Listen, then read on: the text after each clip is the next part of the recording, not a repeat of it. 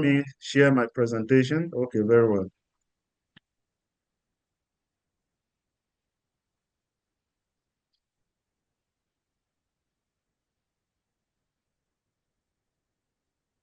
Okay.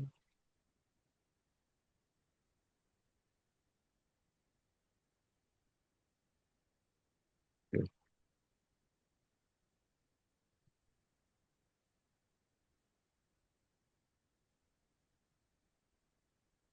Please, can you see the screen now? Yes, please. All right. Yeah, there we go. This is the content of our topic today.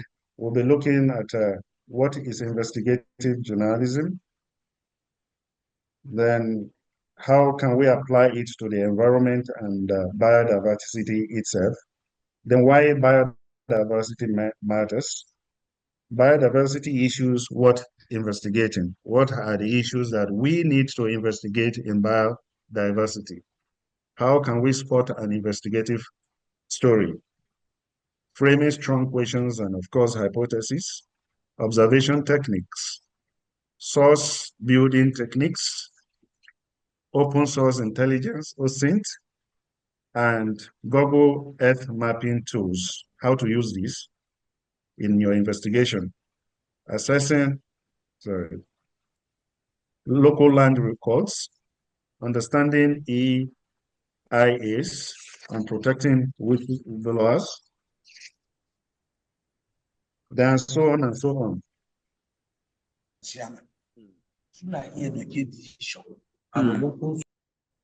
So, as journalists, I not new of you who cover beats in your respective newsrooms understand what investigation is all about. Whether you report health, crime, agriculture, and politics, you are all familiar with the method of investigating, if not a deep investigation, but peripheral investigation. Of course, you must carry out research. You must interview, carry out interview. So these are part of investigation. What is an investigative journalism? Your ability to get yourself involved in deep, persistent, and systematic inquiry to uncover hidden facts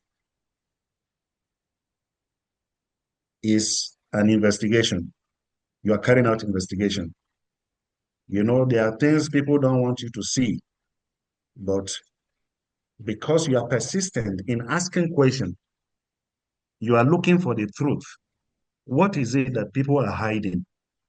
Your ability to inquire into these issues and uncover these hidden facts makes you an investigative journalist.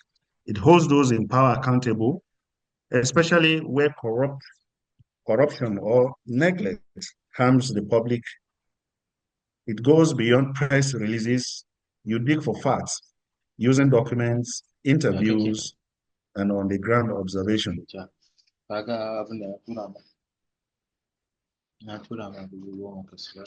According to George Orwell, he says journalism is printing what someone else does, not want printed. Everything else is public relations. So if you are that type of person who just receive press releases from company, organization, you are more or less doing, yeah, you are doing public relations for those people. You are not doing investigative journalism. But you that go out to look for something new, either you are investigating a new thing that is happening, issues, you know, that nobody knows about, or you find out you have from rumor, you can even get investigative stories, ideas. You leave your house to go out there to search, to inquire, either in a primary form.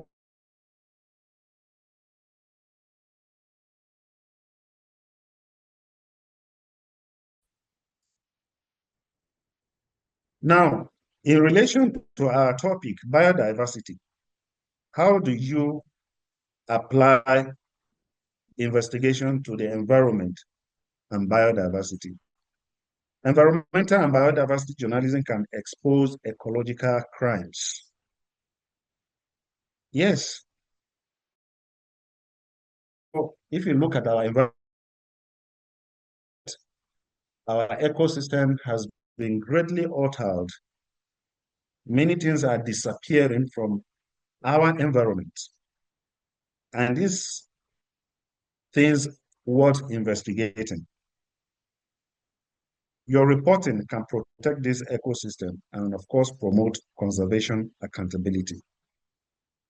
It is this investigation that gives voice to the affected communities and often leads to policy change. You know, back in our villages, the forest that you used to visit far back many years, if you travel back to your villages now, the forests are no longer there. What is happening? The streams, rivers, they are disappearing as a result of what? Climate change issues. These are the alteration in the system. Issue is either some companies have come around, and of course, as a result, they have altered the ecosystem in that environment. So you need to find out what is happening to our ecosystem, because it is this ecosystem that make us live healthy. And by the time the system, the environment is being polluted, what happens next? So a good journalist should be a watchdog for the voiceless, for our community, for, of course, for our environment. Why biodiversity matters? Why does it matter to you? Why do you need to investigate the biodiversity issues in our society or in your society? Biodiversity represents variety of life on Earth. It's key to clean air, fertile soil, stable climate, and food security, like I mentioned. When species or habitat disappear, ecosystem indeed collapse, affecting everyone. So you can imagine that if these things are no longer there, what happens? It affects us. We will no longer have clean air. We will no longer have fertile soil to cultivate, stable climate, and of course, in general, affect our food security.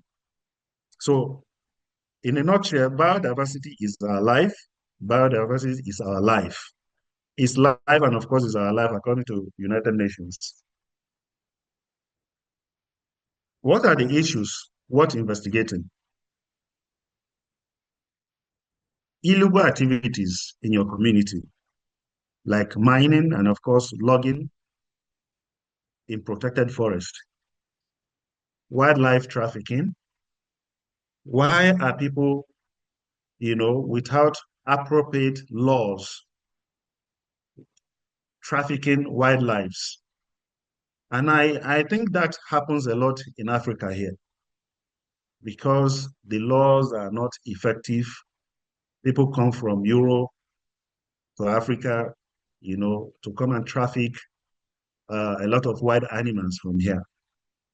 And also bypassing laws. Governments or companies bypassing environmental laws. These are the issues. This is where you need to, set your lens to investigate. You need to look at the documents. Why are the laws not effective? Then fund mismanagement or misuse of conservation funds. A lot of people, companies, or even NGOs, sometimes when they are giving funds to manage or the crisis of climate change, you realize that either they squander this money or they mismanage this money. So these are things that are worth investigating. You are the one to expose the corruption, the systemic corruption in that system. Let's talk about how to spot an investigative story. How does this happen? You need to ask yourself, is there a pattern of harm or secrecy to the environment? Who are the people breaking these rules? Are rules being broken? What are the benefits and sufferings? Who benefits? A project is meant to be carried out in an environment, like let's say mining, for instance. The mining company will come to a certain community to carry out the mining exercise. You know for sure that they are going to pollute that community. And in essence, who are benefiting from it? Is it the government? The company will benefit. But most time people will say they need to carry out what we call CSR.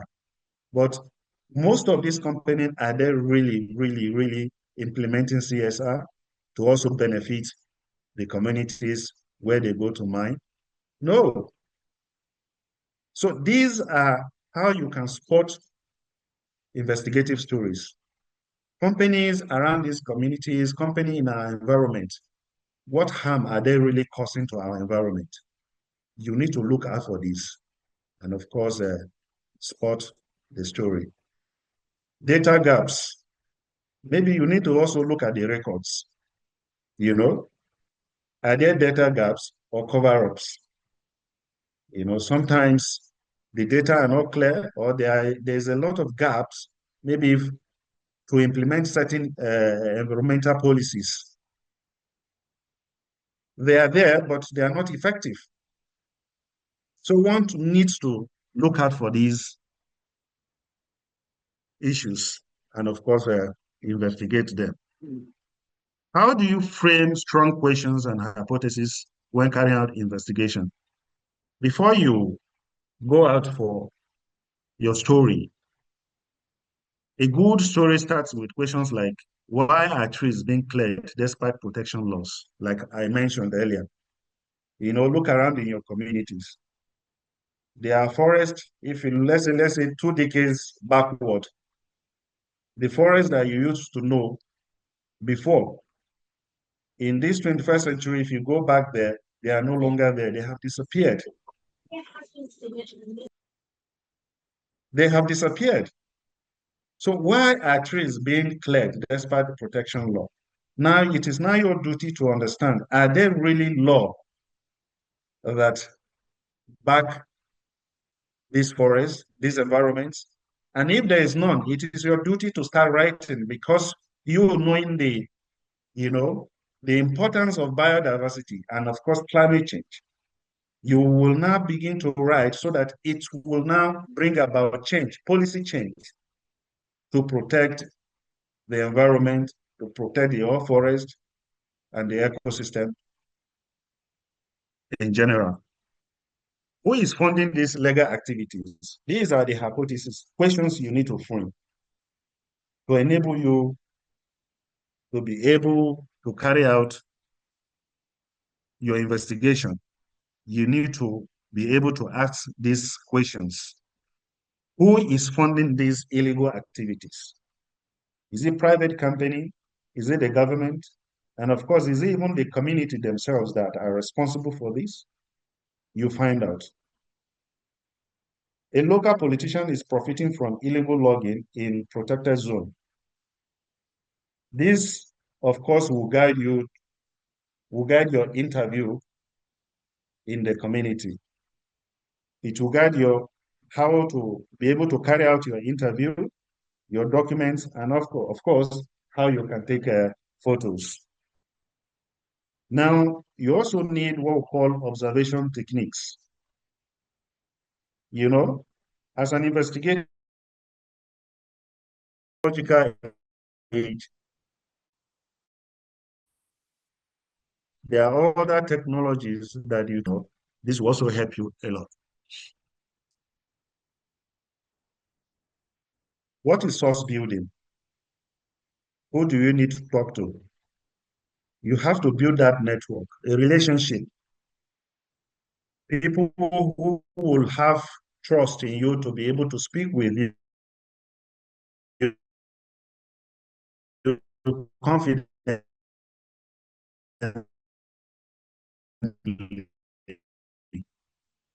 Challenges or issues are like the farmers, the local farmers, the hunters who are who are always going to the forest, and of course the forest guards who are there to guide the forest. These are people whom you can build your source with, because these are the people who will give you uh, evidence-based, you know, report that is happening, because you are not there. You are meeting them to talk to them. They'll give you facts, they will give you evidences, they will make references for you so that you will use in your story. Conversation groups, like also those people who are into advocacies, you know, rangers, and of course, those who works in the forest, former employees of the company, maybe of the environment that is affected. You can as well speak with the employees, you know, to give you more information with respect to your investigation than affected individuals, you know, whistleblowers, and of course, victims, you know. These are your source to be able to carry out environmental investigation. Now, for you to be able to carry out your investigation successfully, what are the other tools that you think you can use, like open source intelligence or synth tools? They are also very powerful tools you can use to be able to carry out your investigation. Tools like Google Advanced Search, company registries, you know, social media platforms, Twitter, Facebook, and TikTok, news archives, and financial reports. These are where to also carry out maybe secondary research to be able to guide you in your investigation. And of course, once you consult these tools, it will help you to be able to verify. You will always verify and cross-check findings, you know, to make your story original and of course true. Let's look at the Google Earth and mapping tools as one of the, you know, tools to use. Deforestation, Google Earth mapping will help you to track deforestation over time. Take, for instance, in the period of maybe uh, 10 years backwards till now, when you visited a place and you use the Google Earth map, it will be able to tell you that, okay, in the period of 10 years ago, there were, the compared to now, you realize that those green forest, those area has been, those trees there, same thing with a satellite image comparison. It compares image from satellite archives. Okay, what was here? What are the changes, that has happened in 10 years and now? With the aid of satellite imaging, you'll be able to, track this time. And also mapping illegal activities, you know, what has really happened, because it's a satellite, keep record of everything that has happened from one year to another. So as an investigator, and your knowledge and skills to use this tool, you'll be able to, get this information handy when reporting biodiversity or climate issues. Okay, assessing local land records. Of course, if you visit land offices, local courts, Ministry of Environment, ownership titles, permits, and what have you, this area will enable us to carry out secondary search to be able to get information with respect to the issues at hand you are investigating. Because you may likely not have enough information if you are going to the field to issue. Take, for instance, the land offices. You need to understand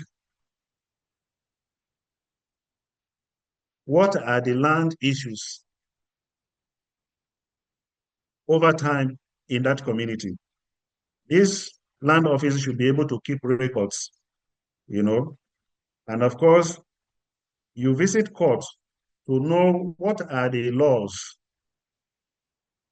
Are there any laws, protection laws, that of course is guiding the community, the environment in that area you want to investigate?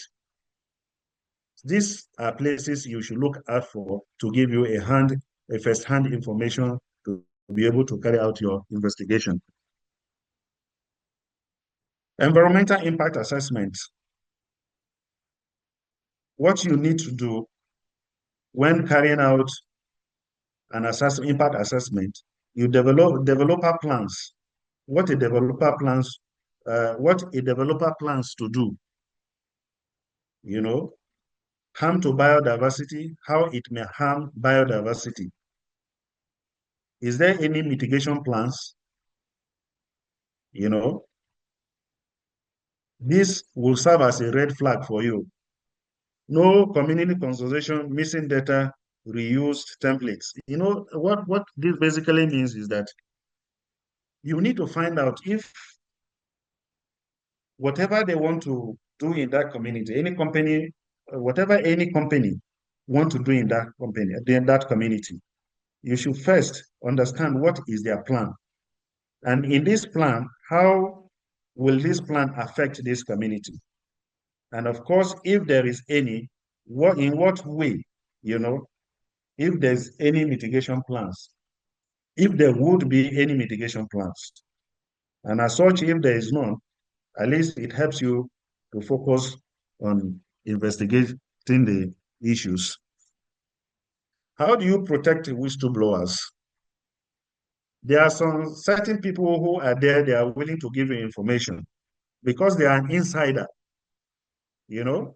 and they must be protected. You will have to protect them because if they know about them, that they are the one who reveal this secret, definitely they may be at risk. Probably an employee from a company in that community who is willing to give you an information, you must at all costs as a journalist, as an investigative journalist, protect the person's interest. And how do you go about doing that? Safety first for both of you and your source, because it's your source. It's your confidential source. He doesn't want to be known, but he will give you all the necessary information that you are looking for. You secure your messaging apps. You use secure messaging apps like Signal, Pronto Mail. You find out.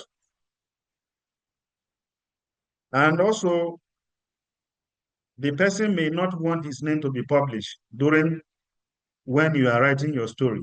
Real names consent. Never publish real names without his consent.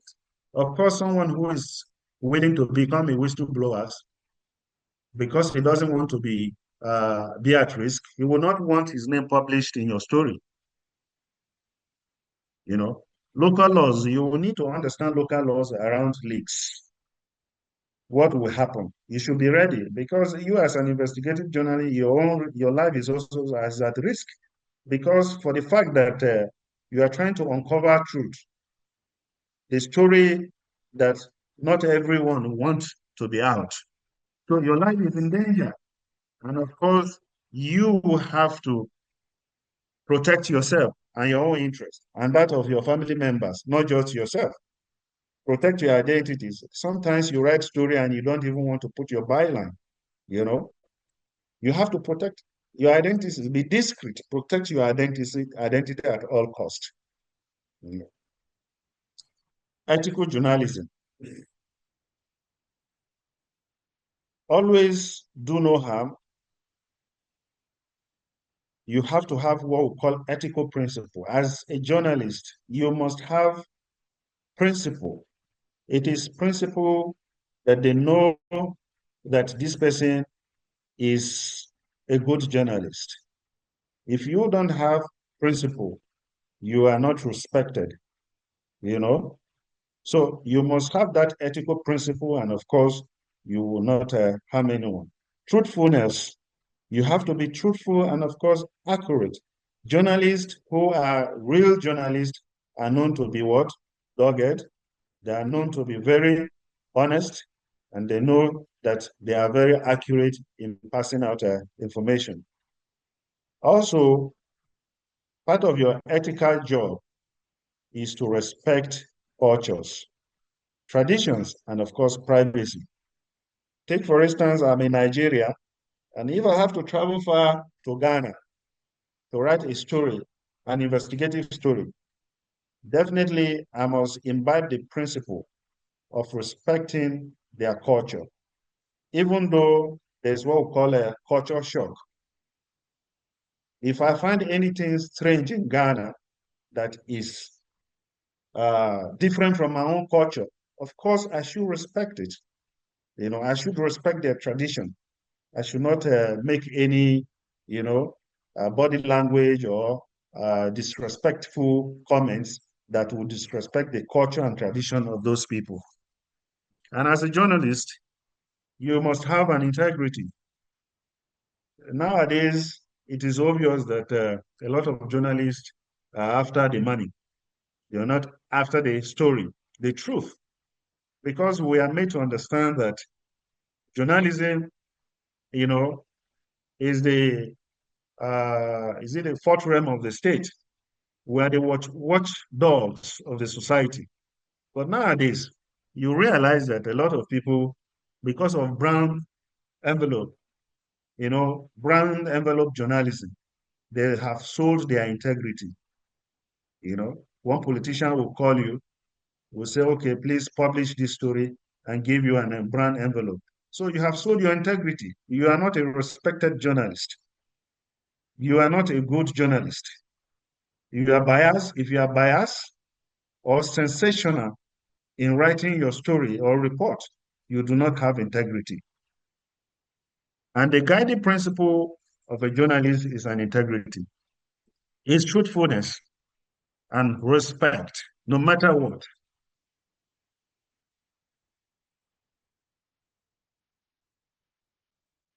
Well, since this training has to do with practical, uh, we have to brainstorm a story. Let's apply that what we have learned. I would have loved us to do a group task, but unfortunately, I think I'll convert that to another assignment, you know. So in this, later I'm going to ask you on based on where you live, where you come from, you are going to look at biodiversity issue in your environment. You need to identify a biodiversity issue in your region, and of course, frame a core question, that borders around those issues. And of course, you can list your sources and how you would approach them, and also draft step-by-steps uh, on how you can write the story. Also, you will have to outline your investigation steps. Like you need to plan like a pro, just like I've mentioned earlier, using hypothesis. Ask question, the hypothesis question that you need to ask, conduct your initial research, build your source list, and steps on interview, you know, field visit and document evidence. Write, verify, and of course, you publish. Now, case studies, real world example, uncovering illegal logging in forest. You know, what are the tools you need to use? The tools like drone footage, land records, hidden camera, you know. Media coverage, story published on major media platform, and of course, results, government suspended officials and changed law. This is just like a case study, how you should go about reporting it. You know, you have a drone. If you do have a drone, you go out with a drone footage, land records, search all these offices to understand what are the land records of that area. But if you don't have people to talk to, hidden camera, you talk to which are your sources, media coverage, your story is published on major media platform, and of course, the end result will be what? Government suspended officials and change the law. So stories can drive real impact. This kind of story, of course, can drive a real impact by the time you engage them. So before the end of this class, I have a quote that will inspire us. The best journalism brings light to dark places. This is anonymous. A journalist is someone who watches society is powerful when others look away. This is what I Cronkite. Cronkite. The earth doesn't speak, but you can speak for her. These this from a group of environmental defender. So let me recap on what I have said so far.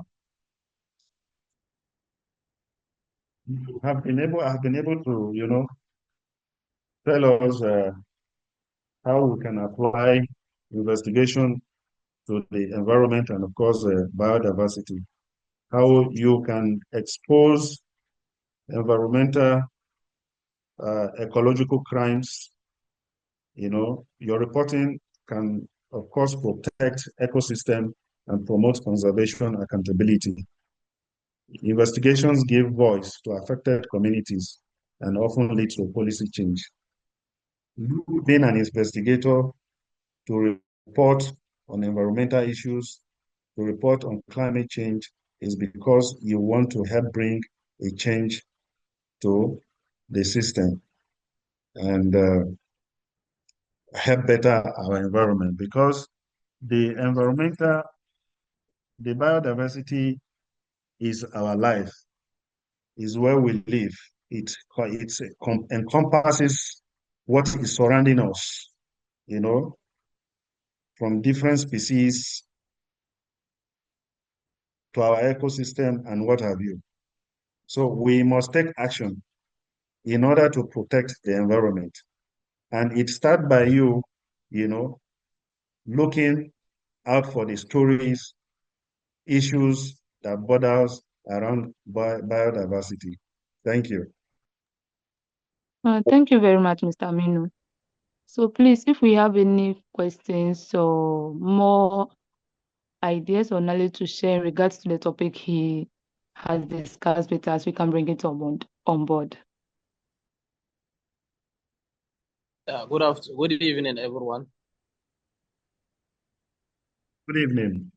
Thank you very much, sir, for the wonderful lecture. We really appreciate, sir. You're highly welcome. Thank you very much. Yeah, thank you very much, sir. So my question is with regards to the area of your personal security. During investigation and most especially what has to do with unveiling corrupt practices that involves most especially politicians. I don't know if you can shed more light on personal security, sir. Yes. African style of journalism is very, very difficult and challenging, I would say, because by the time somebody is doing a bad thing, is corrupt, and of course you want to expose him or her, you will realize that they start coming after your life, and of course, entire member of your family, or they will frame you up.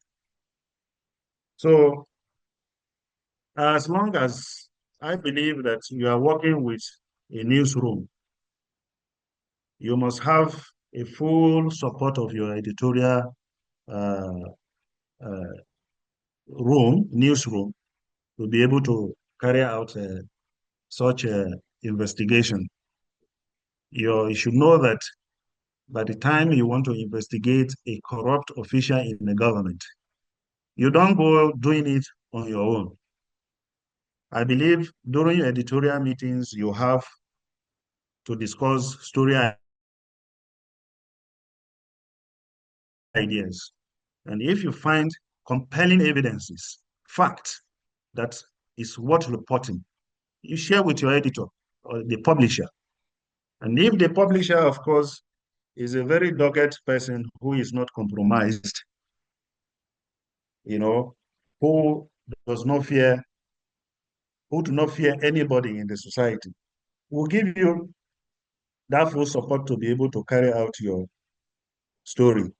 And when anything goes wrong, they will help to ensure that your interest is protected, and of course, your security is protected. And you, as yourself, you must also engage, you must be very smart as a journalist, you know. Sometimes I've seen the cases where people want to write a story about, they have compelling evidences about people, and they want to write a story. They will leave that environment to a different environment to be able to publish that story. And when the story is out, they look at the trend. Even years after years, you have to be careful. As a journalist, you have to be changing location. You have to be smart in terms of your security. So you do not have to compromise your security. This is not like the Western world, Europe or America, Nigeria or Africa entirely, or general. We are people who do not want truth to be told. And when the truth is told, they will frown at it. So it's normal. So I would advise that as a journalist or as an investigator, you just have to be careful, in doing your job, and have your full support from your newsroom. Let them be aware. And if anything goes wrong, they should be able to, carry out legal action that, yes, it was because of this story you published that this person is after your life. I think to the best of my knowledge, that's how far I can answer the question. Thank you.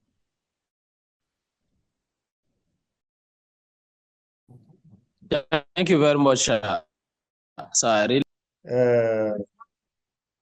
Doctor was reeling out documents upon documents. But I think since the biodiversity issue is a global issue, and of course, in the third world country like ours, Africa or Nigeria per se, we are not doing well to amplify the voices in reporting these issues. And of course, from the side of the government, I would say that maybe the laws are there, or maybe the laws are very weak. The laws are not there. And of course, it is true, amplifying the voices on the issues that is bothering our biodiversity or environment, that will bring about policy change in the system. But over time, you and I know for sure that we have not been doing enough when it comes to climate change or biodiversity. So I believe that with serious amplification of voices on biodiversity and climate reporting, I think it will bring about serious policy change that will affect the climate, our environment, and of course, will help better the environment. I think that's what I know. Nigeria or Africa at large have not been doing well when it comes to biodiversity. We don't have the laws. Even if the laws are there, they are not fully operational.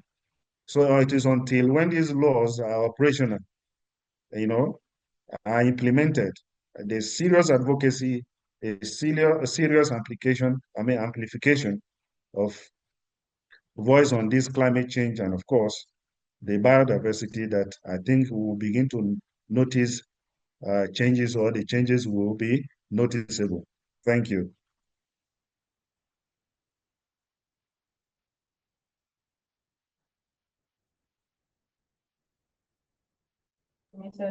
Thank you so much. I have a question. I want to really appreciate Mr. Aminu for that wonderful and enlightening presentation. It's much appreciated. But my question goes thus. You mentioned some tools, so I was expecting, or let me say, would there be another session where we can have a kind of a practical a session on how to make use of some of these tools? Because I may not be the only one who does not have full knowledge on how to use them to carry out those investigative stories or research we may want to do, like the Google Earth mapping tools you mentioned. How do we do satellite image comparison? And you mentioned the OSINT as well. So my question is, how can we have a practical session on how to really use these tools? Thank you. Oh, okay. Thank you very much for that question. Yes, of course, I would have demonstrated, but I'm thinking because I did not put them in my presentation, I would have demonstrated practically to you how to use them. But because we are going to create, after this training, we are going to create a platform, WAJESHA, West African Journalism for, I think, Environment.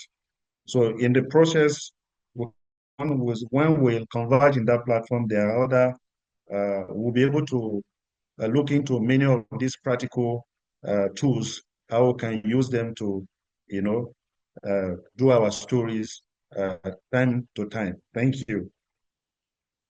All right, thank you, sir. Is there any other question? Please go ahead and ask your question. Mr. Aminu, please, can you repeat the assignment you just stated by when you were ending the presentation? Oh, okay. I said that we should identify a biodiversity issue in your environment, then you frame a core question. It's a very simple assignment. And then list sources you would approach. And of course, draft the steps you would take in reporting the story. Did you get that? Yes, please. Okay, thank you. Thank you too. Is there any other question? If you can copy it and paste it on the group, I think it will make it easier for them. If we can have it. Oh. Yeah. Oh, okay.